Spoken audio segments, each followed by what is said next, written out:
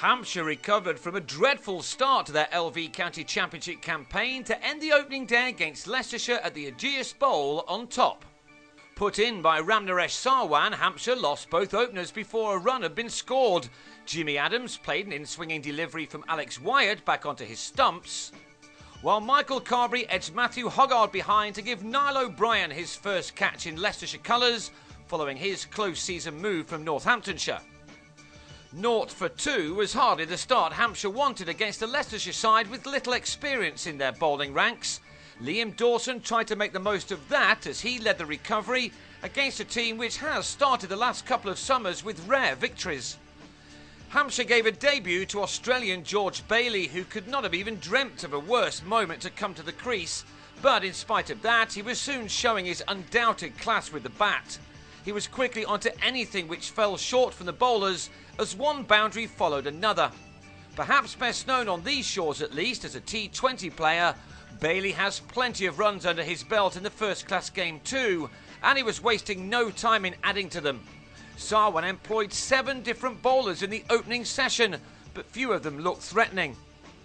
Bailey's 9th boundary took him to a classy-looking half-century which occupied only 61 deliveries. It was a mightily impressive debut in the championship for the man from Tasmania, who'd speedily turned this particular match on its head. The closest he came to getting out at this stage was when Michael Thornley found the inside edge of his bat, a rare error from the batsman. It's possible that Bailey will face tougher attacks than this Leicestershire one this summer, but he still had to score his runs, and that was something he continued to do freely as the afternoon wore on in Southampton. None of the bowlers were able to stem the flow of runs being scored by the man who led Tasmania to Sheffield Shield glory just last month. Dawson, after a more sluggish start, was also moving through the gears, playing in an encouraging fashion too.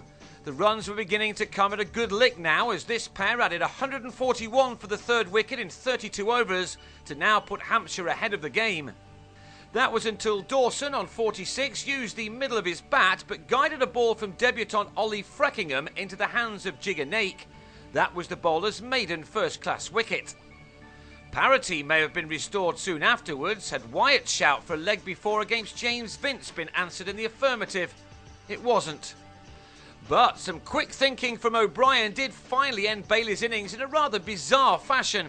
His decision to dally outside his crease proved costly as he was stumped thanks to O'Brien's throw.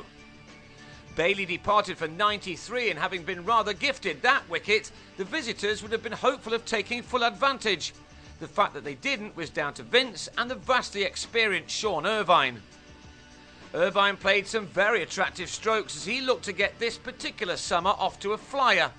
Taking Hoggard and Naik out of the equation, the rest of this Leicestershire attack had taken only 52 first-class wickets between them coming into this game, and perhaps with that in mind, Irvine refused to let any of the bowlers settle into a good line and length, as he and Vince went, for the most part, on the attack in adding the second century partnership of the day, having come together at 150 for 4. Vince whipped Naik to leg to bring up his own half-century. It was a good one too, occupying only 67 deliveries, this being his 9th 4 overall. Irvine also went to his 50 with a boundary, this being his 7th in a half-century which had used up 77 deliveries. The runs continued to flow until bad light and rain brought an end to the day early with 19 overs lost, although not everything came off the middle of the bat. Irvine ended the day on 57 with Vince on an impressive 77. The partnership between the two has thus far realised some 136 runs, and Hampshire will be looking for more on day 2 when play resumes with them on 286 for 4.